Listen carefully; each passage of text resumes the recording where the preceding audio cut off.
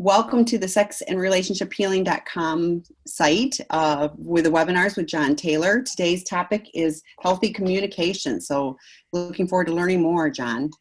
Yeah, thanks. Those of you who've been here before, which I think is everybody, you know me, so I won't go through that spiel again. But this was a topic that was asked for by one of your fellow regular attendees. So I'm really excited to be doing a short webinar on this and taking any questions on this. Also, if there's any other topics that you all want covered that you feel like would be helpful. I always like getting topics from the people who I'm giving these to, because in many ways it forces me to stretch and to learn some things that maybe I didn't know before, or to hone my ability to talk about it. So I love getting that. But in healthy communication today, what we're not going to do is talk about I statements, although those are important. We're not going to talk about maybe some of the regular things you get when you think of healthy communication, because I think a lot of healthy communication focuses on how to say the words, which is important. If you can't use the right vocabulary, it's going to be hard to get your message across. We're going to talk more about the internal part of healthy communication, because the vast majority of communication we do with other people has very little to do with the words that we say. And I think it's very rare that we communicate something just through the words that we say, or just through the body language, or just through the emotion. It's always this mix of those that ends up communicating what we're trying to communicate. So I'm going to give a few pointers and maybe even ask for some participation in the chat in some of the things that we talk about. So the first thing that I would say is know the intent of what you're communicating. And this harkens back, the whole purpose of this webinar is to look at things that we learn in individual recovery that help us to have better relationships. And if you look at recovery, I don't know how it was for any of you, but I know when I first started going to meetings and going to therapy, I was not going for the reasons that I continued going. I was in a crisis. I wanted to avoid some consequences. I was in a lot of shame. And so I went because recovery felt like it alleviated that stuff. And it did for a while. For a while, it was really important that I didn't feel alone. It was really important that I felt like, and early in my recovery, it was this theoretical thing that the place that I went, I could say anything. I wasn't saying anything that I needed to, but, it was this theory that was building that was possible. As I went on in recovery, I found that it was very difficult to stay sober unless I knew why I was committed to recovery each day. And I would have to ask myself, and some days it was, I want to stay sober. And other days it was, I'm really sick of living this way. Or other days it was, I really hope I can experience this. And so knowing the intent, knowing the why I was involved in recovery each day made a really big difference in how I approached it. And I think it's the same thing when we're communicating. I see all the time with people, especially when anger is involved in the communication. I do think anger has a place in our relationships, and it has a place in our communication. But if we're not sure about what we're trying to accomplish and we are angry, we may communicate in a way that guarantees that the person we're trying to communicate with won't hear us. So if you're angry and your intent is to set a boundary and tell somebody to back off, you're going to talk with them very differently than when you're angry and your intent may be to help your partner understand what has made you angry. Because if you do that, back off and give me some space communication, when really you're wanting them to understand why you're angry and how you feel, it's going to make it really, really difficult for them to catch that understanding and for you to feel understood, because the way that you're communicating, that internal set point is saying, get away from me, I don't want you, versus I actually do want you, I'm hurt by you, or I'm angry with this thing, or whatever. So know what your intent is. If you are wanting to communicate something vulnerable or a little more softly, you might want to ask why. I know for me, I historically have had a problem being direct because I've wanted to keep relationships and keep people happy with me versus being clear. And so I found that I can actually, I can still talk to people in a very soft, inviting way, but I can still be very direct in that. because I know my intent is to get the point across and to make sure that this person feels safe, or to make sure this person is going to want to respond to me. So I think knowing your intent is going to help you to orient to the right kind of communication. The second point I would make, and I heard this on there's a program called the TED Radio Hour. It's a podcast, and they take a topic and then they look at a bunch of different TED Talks on the topic. And a few weeks ago, maybe a couple months ago, their topic was communication. And they talked with this man. I don't remember his name, but his organization is called The Sound Company, I believe. And he talked about the lost art of conversation. And he said what conversation has turned into is people sharing anecdotes back and forth. Which I want you to think about. Here's a good place for you guys to chime in. Think about the last time you had a conversation which was sharing anecdotes back and forth. So somebody said, I had this experience on the weekend, and the very next response is, well, I had this experience on the weekend, or I think this about this, and maybe it's a viewpoint that you don't agree with or other people in the room don't agree with, and somebody rejoins with, well, here's what I think, and here's what how does it feel to be in those conversations that are about the just going back and forth, the point for point, making your point, not really listening to each other. Just in the chat, maybe type a few words about how that kind of conversation feels to you. And the conversation is about sharing anecdotes, getting your point across.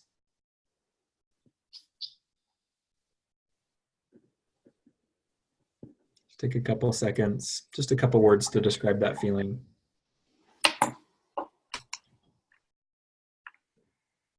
Maybe the conversation is just about statements being made.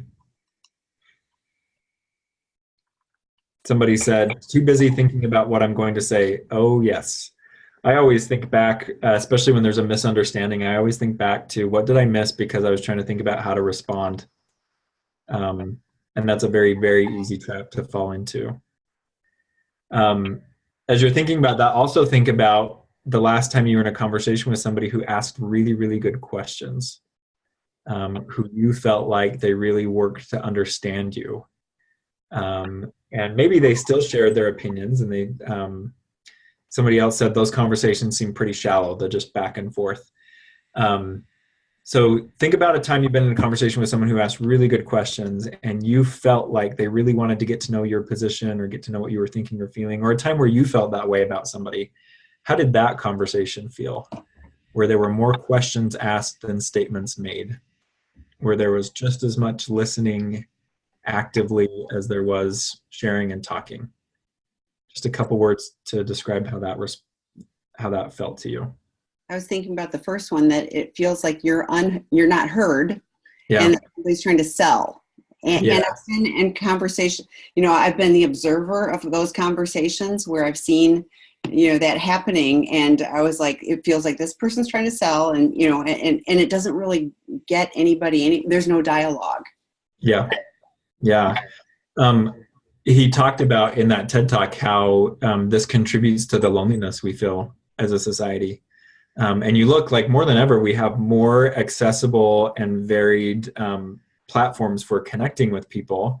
But do we really take advantage of those, or do we use those platforms to announce what we think or announce what we think other people should think? Do we really use them to connect? Somebody said the second kind of conversation feels like the person cares. And I can totally see that. Like, I think of the people in my life who I felt safest with and who I felt like I could really open up about. And that relationship started with me feeling like they took an interest in me, like they were really, really invested in me. Think about what difference that can make in your communication if the people that you're trying to communicate with get the sense that you really want to know what they think and feel, that it's not just about getting your point across. So again, that's an internal shift. That's a paradigm that we approach communication with. That's less about me being understood, which is important, but it's also about this other person feeling understood is equally important. I think when it comes to any kind of relationship dynamic, if you want to experience it, you need to be willing to give it. And oftentimes, if you want to experience it, you're probably going to be the first one in that relationship to be giving it, to say, like, It's almost like showing, here's what I want and here's what it feels like, and I'm willing to do it. I'll walk the walk. Think about when you communicate, think about how often you ask questions, and the questions that you ask, are they leading? Meaning, do they come with this clear expectation of how that question is going to be answered, where the conversations go, or are they what we call open questions, open-ended questions that are hard to answer with one word?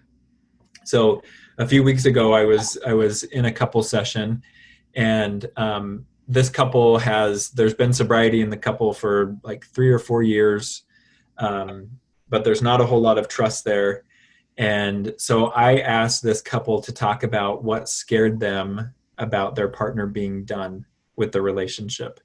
And the husband, who had done the betraying, he went first in talking about what scared him. And he talked about how he knew that he had really hurt his wife's trust for him. And he knew that he had probably made some things unsafe forever. And he said, I'm just really, really scared if I don't rebuild trust with me, you'll leave forever. And the question she asked is, what are you doing to get my trust back? And I let him talk for a minute, and then I paused her and I said, do you notice what happened with that question? And she said, well, no, not really. What did you see? And I said, he got more detached from you when you asked that question. And I said, I think that's a really important question for you to ask and to have an answer to. But did you see how many of your husband's emotions were open when he talked about the fear of being abandoned? And she said, well, yeah, I'm noticing that now. And I said, why don't you ask him some questions about that? And she very instinctively, she went in and she said, when's the first time you remember feeling that way in your life? And he talked about his childhood, and he talked about his relationship with his parents, and, his siblings always had a lot of things going on, and his role was just to kind of like be steady and not have needs. And they connected in a way that was not about her agenda for feeling safe, which was important. But sometimes I think when we can put our agenda aside for a minute and we can really take an interest in a person, I think there's a chance for a different kind of connection. And that's what good questions do, is they really invite that person to share who they are and what they're feeling and what's important to them. And it was amazing to me because I hadn't seen this couple before. I hadn't seen this wife do a lot of holding of his experience, with good reason. He'd really devastated her. But it was a reach that I feel like was really, really helpful to both of them. And she said the same. She said, I'm so glad that you had me go back and ask a different question, because I feel differently about him now. And I feel like I understand. I've always wondered why it's important for him to keep this relationship. And I understand more of why it's important to him. I understand more of what he's working towards. And I can actually support him in that. I don't want him to have another relationship that fails. The third point, and this will be the last point that I'll talk about today, the third point is, while we take it all in when we're communicating with somebody, so you'll hear the words, you'll see their facial expression, you'll hear their body language, you'll see their body language, you'll feel the feeling in the room with them. Ultimately, we choose what we're going to pay attention to, because I think it's very rare that all of those things align, especially when we're talking around something that's really difficult. People who don't have a lot of difficult conversations don't usually ask, how do I communicate in a healthy way? Because it's surface stuff, and most of us can do surface stuff. But when the consequence of those conversations, or the content of those conversations, is really, really difficult, I think it's very rare to get our feelings, our facial expressions, and our words all in alignment. And so when I'm working with couples, I'll often say, I need you to make a decision in this moment here. Are you going to pay attention to the feeling your spouse is giving you, or are you going to pay attention to the words? And then we'll talk about whatever decision they make. Why did you choose that? And what information does that give you? And there's sometimes that I'll be a little more prompting, and I'll say, I want you to leave the emotions alone, and I want you to just listen to the words. Because I think sometimes, especially when we're flooded, or the person that we're talking to is flooded, there may be no other way to get our point across or to communicate what we're communicating without all of that emotion.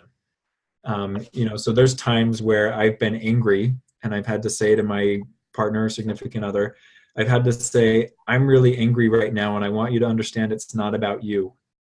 And in those moments, I really want her to pay attention to my words, because my body is just indiscriminate anger.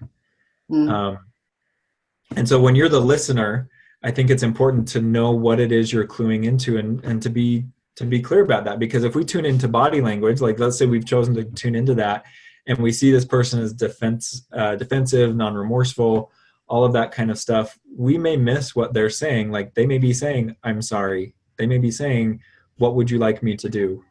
But they may be saying it from a standpoint of, I'm scared to be saying this. And we may pick up on that and say, this person doesn't mean it. When in reality, they may mean it. They just may not be in a place where the feelings and the words are aligned yet. And when we give them an opportunity, we can go back and we can check out some of the assumptions we made. So we may say, I've really been paying attention to your body language and it seems like you're defensive.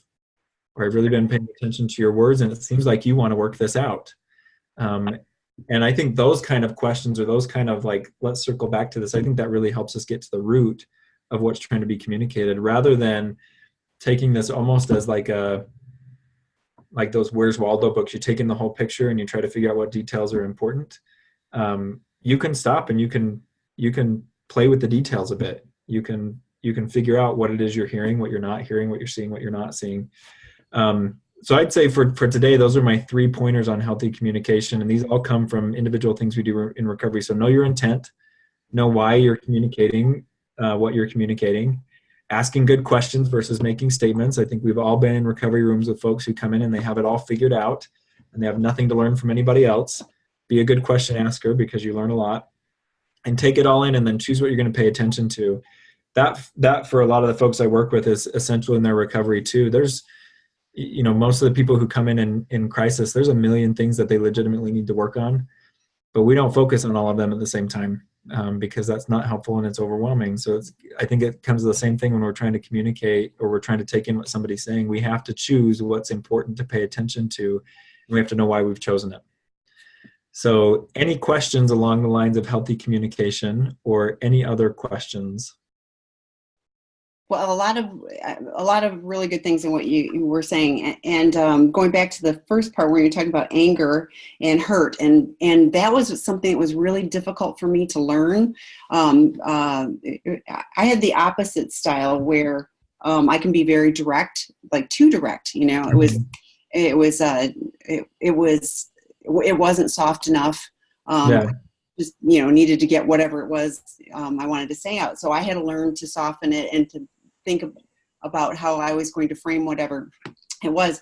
And anger was something I used a lot because I didn't want to be hurt. And I didn't make that correlation right away. I was just like, I was angry, and venting it on whomever at the who on the receiving end of my anger, shall we say. But and there's something to the rage intensity, like that's, it's very powerful too. So and that feels better to me than being hurt. Now I've learned, that hurt, I'm going to be hurt sometimes and I'll survive that. But I didn't like that initially and had to learn to be okay with that. So I think it's really, I liked what you said about the intent of what you want to communicate too. Because I think a lot of times it's, if it's just, I want you to understand me, I'm not trying to change your position. I don't need to convince you. I just want you to understand where I'm coming from. That's a whole different thing to communicate. Absolutely. And I have friends on every spectrum of everything, from every background, every political view, every religious and whatever, and that's all fine. And honestly, I love, because I've learned so much, from all of that. One of the things I was really bad about was sarcasm, and my husband's really chill, and we were early in marriage, and he said, I can handle almost anything except your sarcasm. And I shared this with a friend not too long ago. I said, I was like, I had to make a decision that I either lose the sarcasm or I lose this man, Wow. And I said, I think I probably had bandages on my tongue for 6 months because that was such a, it was such a habit. But I also realized with the sarcasm that was a defense thing, because there was always a little barb in there too. Like, I thought it was funny, but there was always a little dig on stuff too. And I realized when I quit, was intentional about not doing that to my husband, then it quit across the board. I was able to lose it, in across the board. So that was freeing for me and better for my relationships. So, yeah, and the choosing what to pay attention to. What I've noticed, I noticed lately, I was like, I've started using the "what I hear you say is," which I know it's Imago, right? I think so. Yeah. Yeah. But I thought that's been really helpful for me. Like I've noticed I don't even know, the last 6 months or a year, what I hear you say is, is that accurate, and giving space for people to clarify or refine what they're saying too. And that's been really helpful for me to make sure that I'm understanding the details, understanding the concepts that they're trying to do. And then we're able to have a dialogue about that. So, but I cracked up. I was like, I'm using that a lot with across. What I hear you say is that right? That was helpful for me too. And one of the other things, I just got this book, Neglect, the Silent Killer, Enid Gray. It's just out, and she just barely published that, didn't she? Mm-hmm. And she'd mentioned that she acknowledged me, which was so kind of her to do, but I'd read, she sent me, I didn't realize I was the very first person to read the draft of it. But when you were talking about the couple that had where he had the childhood stuff, I was like, there's so much stuff that, like, I would never have said, and this is my personal stuff, but I would never have said I was neglected, but I had a sister who had some, a lot of, let's put it this way, a lot of attention needed to go to my sister just for her very survival. So I wasn't abused, but there was neglect. It was like there was not enough bandwidth. And when I read that, I was just like, oh my goodness. And so a lot of things that you wouldn't necessarily have thought of as neglect, it really helped me understand from a framework. So I would invite, people to consider that resource as well. So yeah.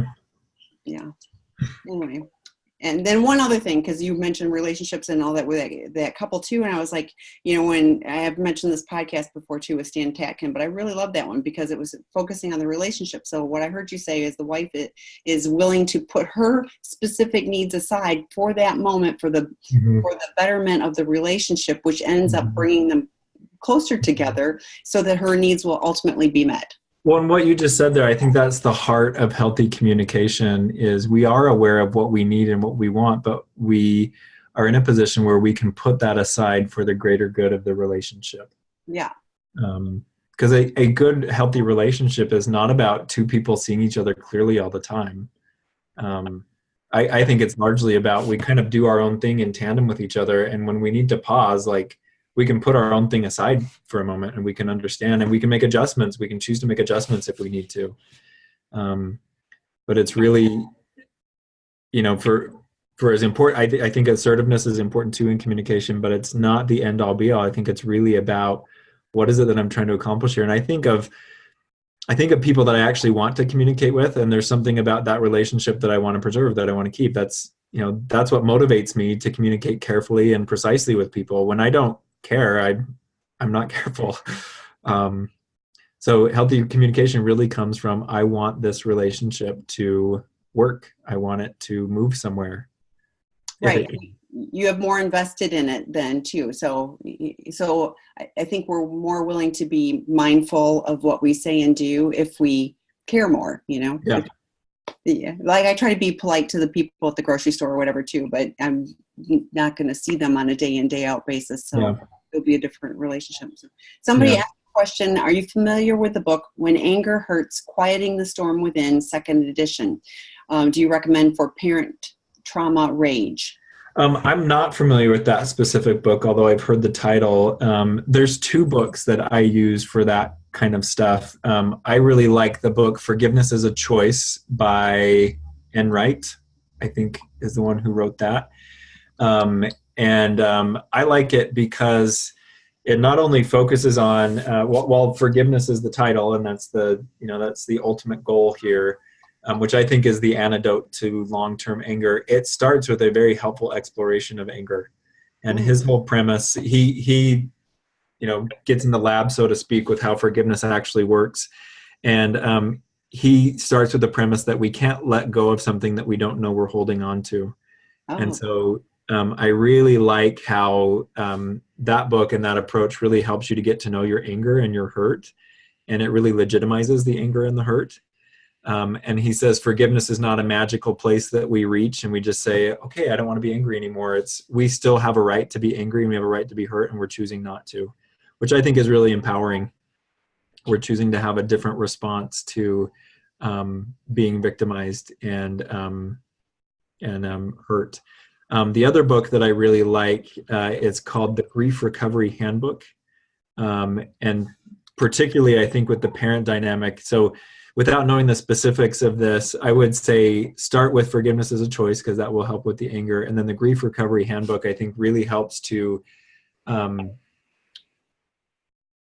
understand anew the relationship with the parent, not letting them off the hook, but really, I think, getting some context for it, because I think any kind of longstanding anger comes from a fixed perspective on the issue.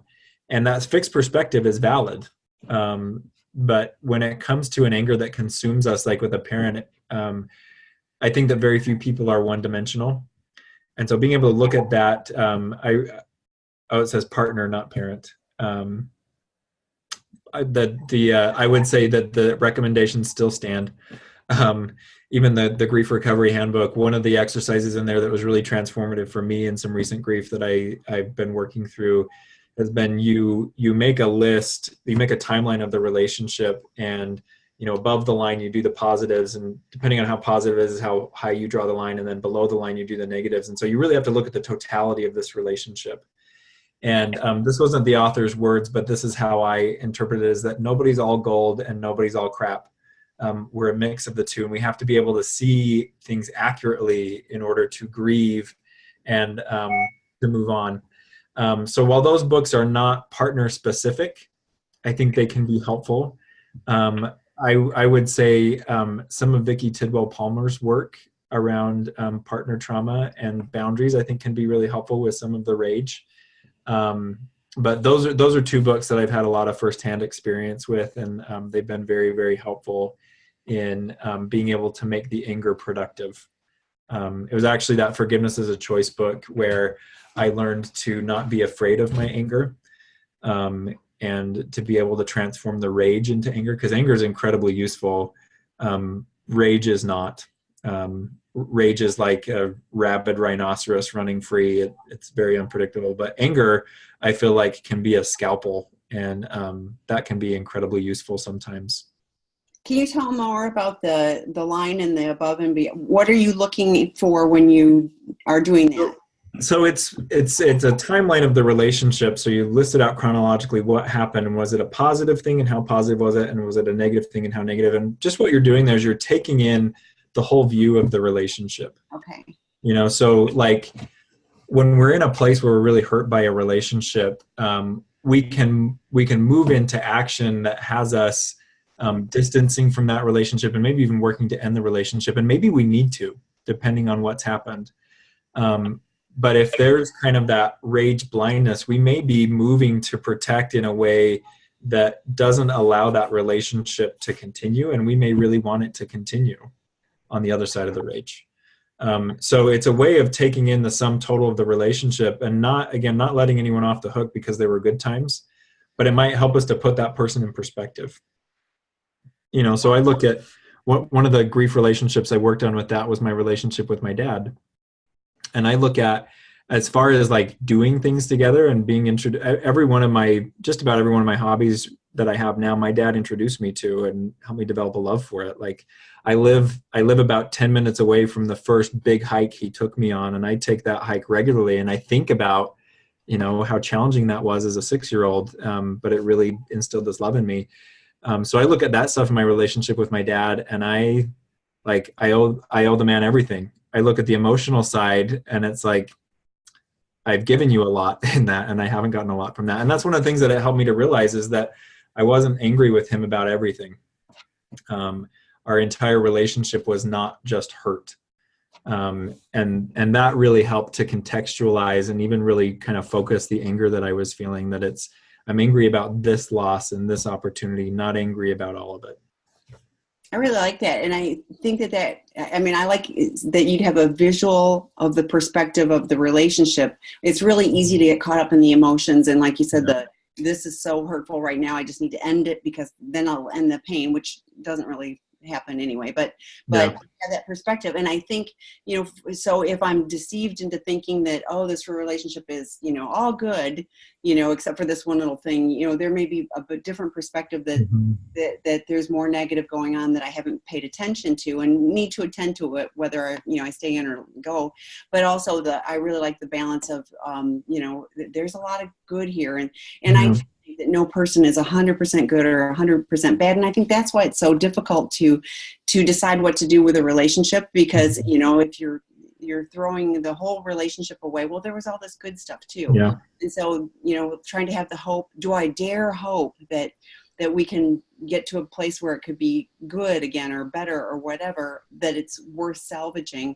So I think having that visual, taking time to do that exercise, and look at the totality makes a lot of sense. So definitely. Okay, there's another question. My partner and I have been living separately since his second affair. He has admitted he is a sex addict and has been in treatment for 3 months. We communicate daily and both are seeking help from therapy separately. He goes twice a week and I go once a week. He attends SLAA meetings 2 to 3 times a week, and I recently started going to S-Anon. He would like us to eventually start going to therapy together, but I'm not sure if I'm ready. I feel a lot of shame because my family and friends are concerned about us eventually working this out. They know about his addiction. When will I know if I'm ready to make this next step? I feel like I feel better when I communicate with my partner, but I'm concerned I'm just too hurt by everything that has happened to us. Yeah. This was actually a discussion recently among some colleagues of mine is, when is the right time to do some couples work? And I think you're hitting the nail on the head here. It may not be about the request that your partner's making. It's about your readiness in there. So there's always a couple things that I look at as, where he's 3 months in to treatment. Do you trust that yet? I was talking with a friend the other day, and he was talking about how somebody that he really loves had told him some information about some secrets they were keeping. And he said, I was really surprised that my response wasn't, I'm angry. My response was, I really love you, and I hope you can figure this out. And then he was talking about how he found himself anytime that this person would say, I've made this change and this will never happen again. He found himself internally saying, I really hope so. And he said, in the past, I either would have been too optimistic and too trusting, or I would have been too negative and been like, you're never going to make that change because you've already hurt me in this way and that. And he just moved to, well, I really hope so. So there might be some wait and see before you feel ready to go in a room and believe what he's saying, or to feel like you're getting genuine emotion from him and not just let's clean up the crisis. So I think that is really important to pay attention to. And that would be something I think that would be helpful to talk with your therapist and your support group about is, what is this hurt that I'm feeling and what do I need to be doing with it? I think another piece of this, I read the family pressure part here. I feel a lot of shame because my family and friends are concerned about us eventually working this out. I've seen this in a lot of relationships with folks in recovery, is sometimes the people outside of the relationship are more invested in the relationship working than the people inside the relationship. And that doesn't mean that the people inside the relationship don't want to, but the people inside the relationship may know things that the people outside don't. The people inside the relationship may feel things that the people outside don't. One of the most helpful pieces of advice I've ever been given is, if you want real feedback on something, don't just go to anybody with that. Go to people who understand it. I was telling Tammy before this meeting started, I've opened my own solo practice now, and I'm building a new website. And one of the things that my web developer told me, he said, don't give this to friends and family to review, because your friends and family are not the people that you want to see in your practices. Give it to people who deal with the issues that you work with. And that was really, really helpful advice, because while I'm excited about this, I'm not going to my friends and family and saying, what do you think about this writing? Because they're going to say, it doesn't appeal to me. I'm like, well, you're not a sex addict in trauma, or whatever that is. So there may be some need to unhook a little bit from the opinions of friends and family who may love you and who may support you, but they may have an interest in this working out because they haven't been through something like this before. And this is where I think talking to people in your S-Anon group and your therapist about what you're feeling may be more helpful. Because my hope for you would be that those people are invested in just you. And when it comes to a point where you might be ready for some couples work with your partner, you find a couple of therapists that's invested in both of you. But I think it really helps to first know that the people who are invested in just me are gonna be honest with me. They're gonna be straight with me. But yeah, I think when it comes to getting into marital work, I always tell couples in the beginning, this isn't necessarily about us saving the marriage. Sometimes it's about us evaluating, is there enough left for us to be able to save? And sometimes that's desire. Sometimes that's those positive things. So I think that can be a helpful paradigm too, is you may not be going into the couple session to say, I'm ready to work on this. You may be going to the couple session saying, I'm willing to see where this goes. I'm willing to see what this brings up. And then I'll continue to shape the choices that I'm making based on that. But I'm not a fan of anyone doing any kind of therapy work under any kind of duress. So if you're feeling that you're feeling that pressure, get some help with that side. And really make sure that anything you participate in going forward is something that you're fully agreeing to and that you want to be a part of, because a big part of the betrayal is that you didn't agree to this and you weren't aware. And my hope for partners in that position is that they're able to work on those dynamics to a point where they never have to experience that in another relationship again. I never have to be a part of something that I don't know about and I'm not sure about ever again. A couple things, and I'm less clear if your family and friends don't want you to get back together because they want to protect you, which was kind of how I read it, or if they want it to work out because they, want you together. I don't know, and probably not care as much. I like what John was saying about getting people that can better guide you. I wondered if you've considered doing some conjoint therapy with the therapist that you're both seeing now. I know a number of couples have done that type of thing. So you have somebody there with you. So it's not, just that. But otherwise, a couples therapist is the coupleship is the relationship that they have. It's not, they're not, with him and they're not with you. It's like their client is the coupleship. So, keep that in mind if you decide to pursue that. You also didn't indicate if you've been through a disclosure process. So it's challenging to know where you are in that. It feels a little bit like you're going like, I'm not sure if I'm ready, but There's another piece of data they put in the question here that I think is important. They said, thank you so much. Another reason why I'm concerned is because we went to couples therapy after his first affair and he wasn't honest. He lied about how he has cheated on every partner he has been with. I think sometimes the anger and the apprehension, it's a protective factor. And again, it may not be saying, get out, this isn't going to work. It may be saying, give this guy a longer runway. Like, you may need more time before you to see things before you feel whether you can commit or not.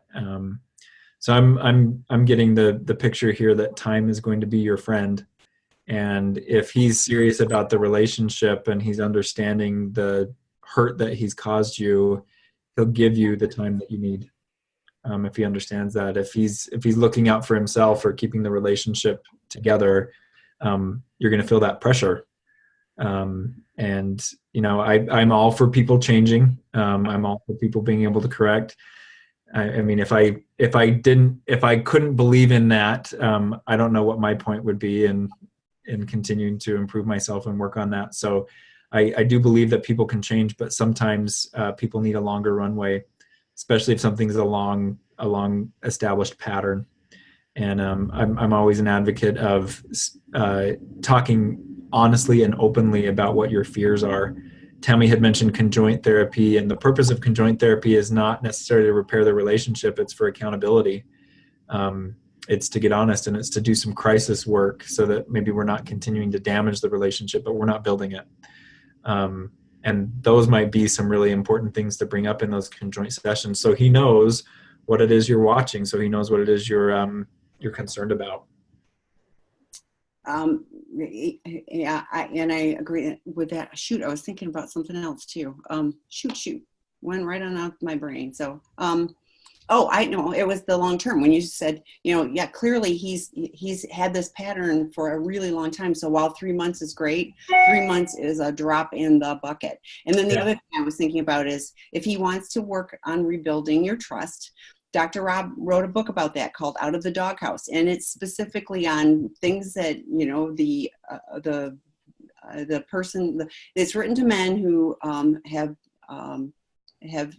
not been faithful to their partners, and it's written with here's some things that you need to do, and it's very much about accountability and doing what you say you're going to do, etc. But it also is like you have time. If you ever join Dr. Rob's webinars too, he talks about partners, it's a year to a year and a half of being angry and distrustful and all that, and that's after the betrayal has stopped. So like you need to know that has stopped. So I think also talking to your therapist and your therapist talking to his therapist about what is the plan, and what are you looking at, and is there a disclosure in the whatever his program is. But I think you'll have a little more information. But agree that this is a long-term thing. This is not like 3 months we should be fixed by now. No. Right. Yeah. So one of the intimacy needs I had asked for with my addict husband in the past is deep conversations. We suddenly started arguing about almost everything we talked about. When we would go out, he would have these wonderful conversations with other people, which hurt deeply because earlier I would try and talk and he would shut me down. I ended up so hurt I stopped wanting that, and many other things was a pattern. How do I go forward when it seems like he's how do I go forward when it seems he's willing to try? That's it.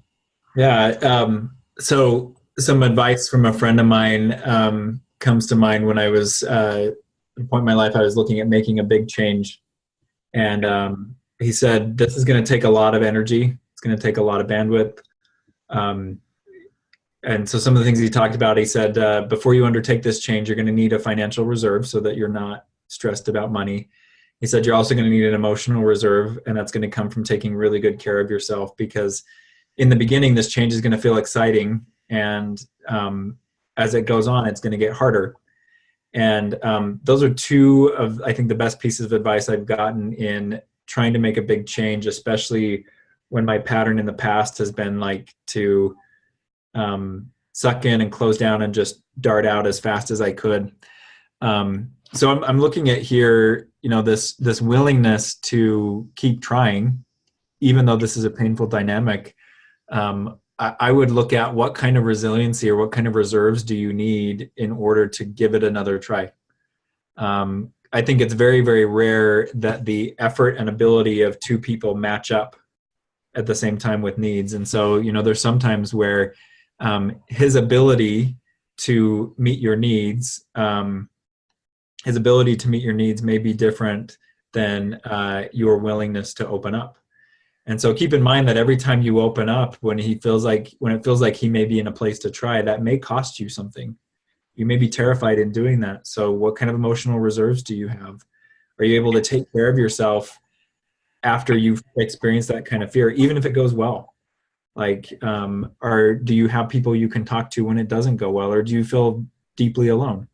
That might be something that you might want to have in preparation of, I have a backup. And it may even be, I talk with clients a lot about bookending. When you have a difficult thing coming up, you might want to talk to somebody just before and just after, so that you kind of have some help and support on either side.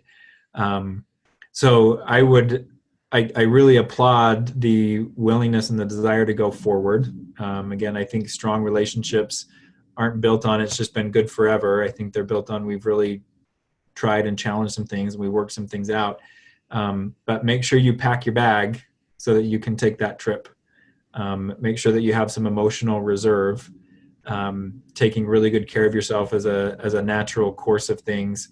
And then also knowing where you can turn when you're hurt or overwhelmed by this.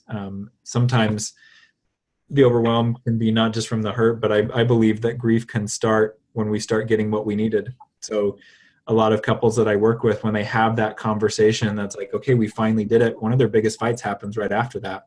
Wow, interesting. Because grief started for both of them after, like, I got that and it felt so good. And that just put in starker contrast to how bad I was hurting before. And so we even need support with that too. This went so well, and now I'm missing, I'm grieving the time that we couldn't do this.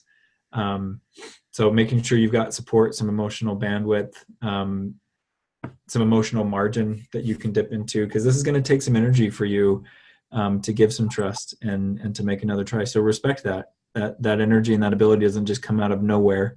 It's something that you cultivate and that you can definitely protect and take care of. Well, I was thinking too, I was talking to somebody this past week too. They had a similar situation, and it was what can I do with the environment? So like my husband and I have the best conversations when we're out for a walk. And I think it's because, I think it's because we're not just looking at each other, waiting for the next thing. It feels more relaxed and we're out. And so, like, is there an environment that could be created? Maybe it is looking across from each other. I don't know. But is there an environment that you could create that would be safer for you and maybe more relaxed for him, so that you're kind of stacking the odds in the favor of having a more positive experience too? That's great advice too. We often, I think, look at those situations where we could be hurt again as where we've been victimized in the past. I think we tend to see ourselves as only a victim in that. So changing the environment or changing the approach or changing the setting, that can be one of the ways that you claim some power.